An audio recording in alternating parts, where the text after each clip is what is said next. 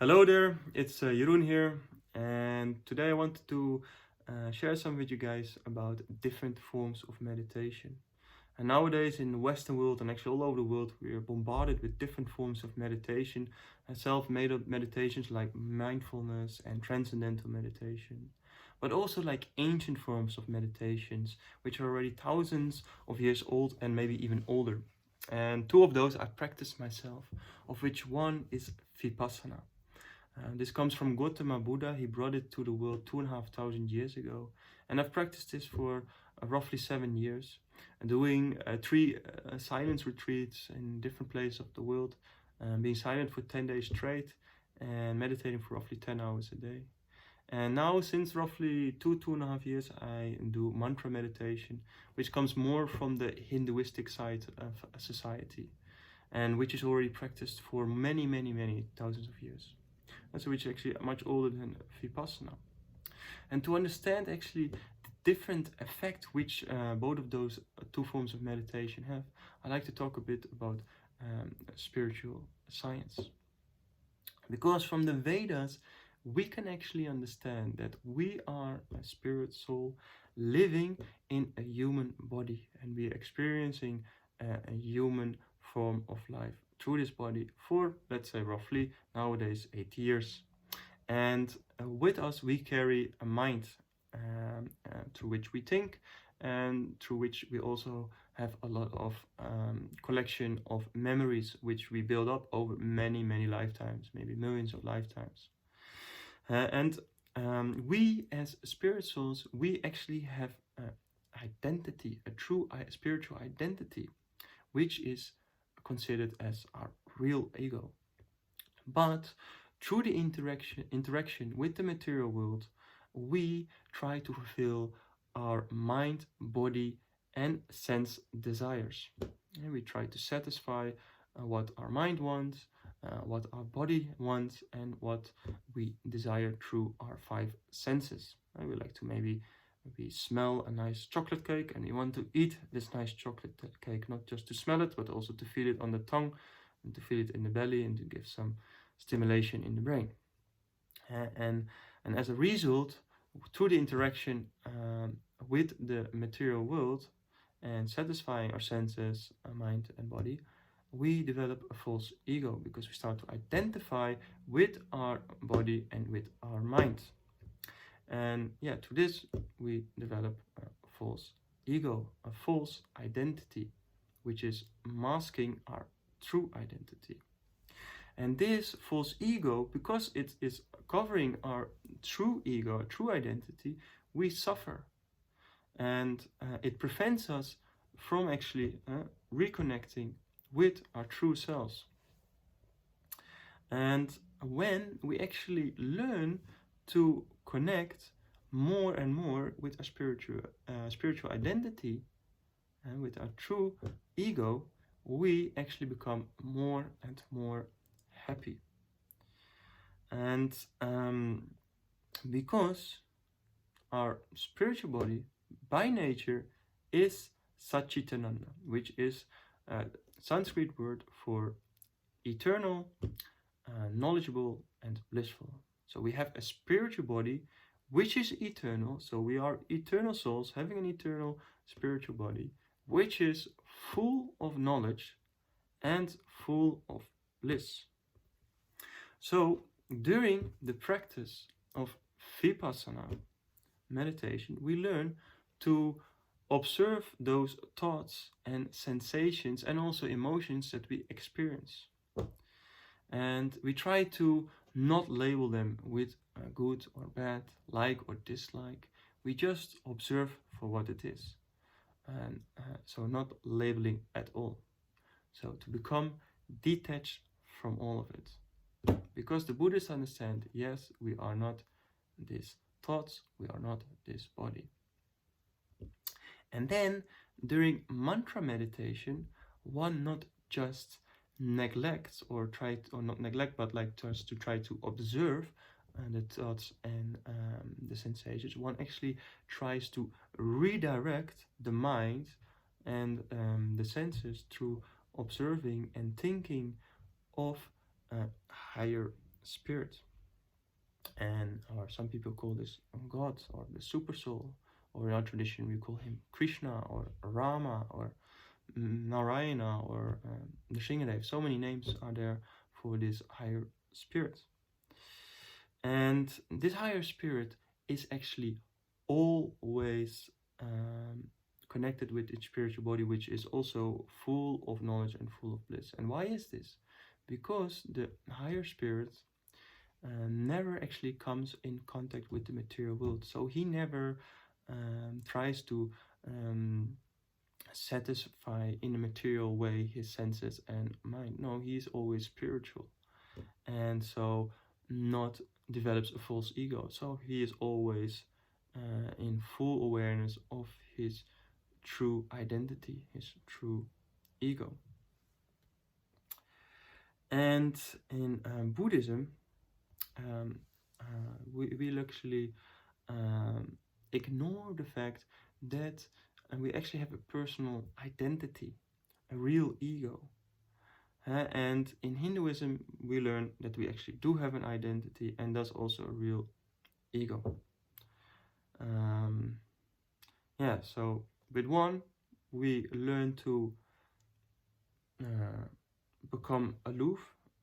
With Vipassana, become aloof, not try to get entangled in the mind's thoughts and the sensations that we experience. But in mantra meditation, we actually learn to not just become aloof, but also direct it to a goal. And this goal is to develop a relationship with ourselves, to reveal our true identity, and to re-establish this relationship that we have with the higher spirit, the supreme spirit. Because every individual soul, as we know from the Vedas, has a personal relationship with this supreme spirit. And to clarify those two different forms of meditation, I like to make a comparison with a light bulb which is covered by dirt. And the light bulb being the soul itself, which is blissful and shining out the light, and the dirt being the false ego, which covers the light bulb from shining through its light, from the true identity shining through its eternal knowledge and bliss. So the process of Vipassana covers up the dirt. So the dirt is not visible anymore, but because it's covered up, also the true identity stays covered. So also this will not be revealed. So one might experience an inner peace because one is not anymore disturbed by the tribulation of the mind and the material senses. But one can also not experience one's inner bliss and inner knowledge, which is inside one's spiritual body. But the process of mantra meditation, and in particular the Maha Mantra, which I will share at the end, helps one to get rid of the dirt, because the word mantra itself means to deliver or free the mind or the heart from the false ego. So with mantra meditation, which is a transcendental sound vibration, it cuts away or cleans away the dirt from the light bulb bit by bit. And the more it's removed, the more the true identity can shine through. And thus also one can experience more and more one's inner bliss and knowledge, and through that also develop the relationship with the Supreme Spirit, through which one actually can experience this supreme eternal bliss and knowledge. And this is very esoteric to understand how this exactly works, but one can actually experience it. And as a side effect, one also has inner peace, because the thoughts that are negative or that are disturbing, and the senses that are all the time disturbed by wanting to be gratified by eating, as I said before, a chocolate cake, are being overruled by this inner bliss. So one doesn't need any more happiness in the outside world, but actually it's happiness inside himself. So Vipassana covers up not just the false ego, but also the true ego. And mantra meditation cuts away the false ego and in the end reveals more and more the true ego, the true identity. And one can say that Vipassana is actually much easier in the beginning. And it is true. Vipassana, as my own experience, is actually much easier. It's much easier to put the dirt under the carpet than to clean it. Many students or young people might know that, when you have a lot of rubbish in your room, you just put it on the bed, or when you dust, put it under the carpet, or just put it in a corner and you don't see it anymore, but it's still there. So Vipassana might be easier, but it will not make you really happy. And so mantra meditation actually cuts away the false ego, and this can be painful because it's a lot of work and can be very painful to see actually which false ego you actually carry with you, and sometimes for many lifetimes, and which is very painful to be confronted with something that you believed was true is then in one moment not true anymore, or something that you believed about yourself is actually not you. And this can be very painful in the beginning, but once one can learn to accept this and go over it, go through it, and go beyond it, and can learn to connect with his true identity, then one can actually experience his true inner happiness, and thus also his inner knowledge, and his true identity, and his relationship with the higher supreme spirit, soul. And this, as I said, might be hard in the beginning, but over some time, once one comes over this hurdle of going through false ego, once the light of your true identity, your soul, starts to shine through more and more and more, it overrules the false ego. So one is not so much disturbed anymore about the false ego and about the thoughts that one might have, thanks to all those memories which one carries with him for millions of lifetimes. Just to imagine what kind of lifetimes you could have had in some lifetimes back. Maybe you were an ant or a worm, or you were, I know from some people, they were fighting on the German side, they were Nazi, they did horrible things in previous lives, and they have a false ego because of this, and maybe some bad karma. And when one can overcome this by chanting mantras, holy names. And as I said before, that there's one mantra that I particularly chant, and that is the Maha Mantra, and which goes like this: Hare Krishna, Hare Krishna, Krishna Krishna, Hare Hare, Hare Rama, Hare Rama, Rama Rama, Hare Hare.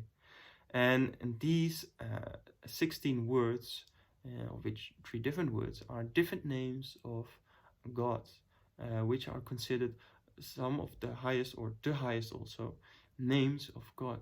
And through saying these names, which are transcendental names of the Lord, one can learn to connect with the Lord, with the Supreme Higher Spirit. And one can reestablish one's true relationship with the Supreme Spirit, and thus also reveals one's true identity. And as Theodore Roosevelt once said, nothing worth having comes easy. So the process of mantra meditation, as I said, is in the beginning not easy, but it's really, really worth it. I've practiced it now for 2.5 years almost, and the effect is so much bigger than Vipassana, or also I did a bit of mindfulness and different forms of meditation. The effect might not be straight away visible, and you get confronted with false ego in the beginning, and you think like, oh, what is this?